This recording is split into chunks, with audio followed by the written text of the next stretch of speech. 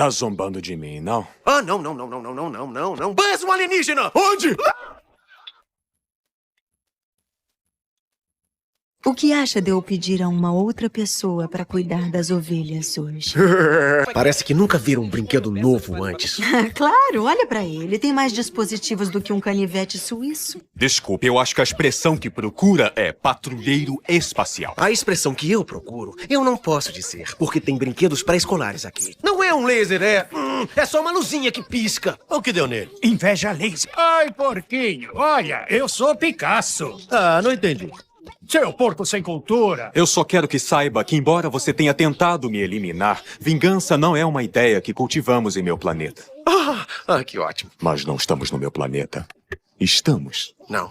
E você, meu amigo, é o responsável pelo meu atraso para o encontro com o Comando Estelar. Você é um brinquedo!